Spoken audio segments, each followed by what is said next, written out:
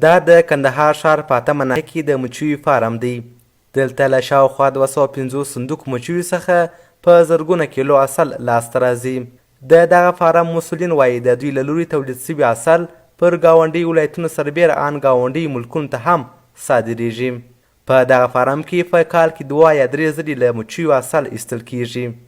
مو په کال په هر سیزن کې 3 وار 2 واره عسل کشي کوو. کال آباد بارانونه ډېرې کال آباد عسل ډېر کوي، که کال آباد نه عسل به نه کوي. د مچیو د عسل پر دې سربیره چې د بېلابېلو انساني ناروغیو د درملنې لپاره ګټور دي، زیات خلک یې د قوت لپاره هم استعمالوي او ان د نورو نباتاتو لپاره هم د بېلابېلو امراضو په له منځه وړلو کې ګټور تمامیږي.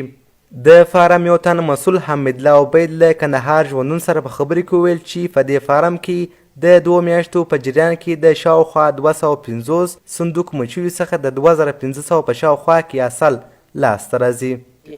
2200 کیلو عسل لاسته راوړي، هغه هم د 2 میاشتو په جریان کې. بیا د دې ځای څخه ځي غزني ته، هلته د ریحان عسل باسي. بیا د هغه ځای څخه د 2 میاشتو بعد ځي پاکستان ته ځي، په هغه کې ولاکې ته د بیرې عسل باسي. 2 میاشتې وروسته د هغه ځای څخه ځي د غره په لمنو کې د غره د بوټ عسل لاسته راوړي، چې دا بیا د نسته باد و برېښت لپاره ګټمن دي زیات. نو که چیرې د دوی ته زمینه برابره سي، فکر کوم انشاءالله چې د 300 صندوق څخه به 2 چنده دغه راوړي لاسته.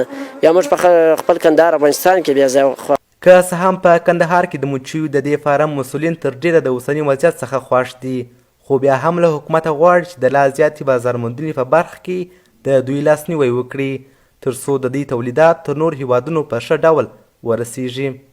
خالد لطفي، ژوندون تلویزیون، کندهار.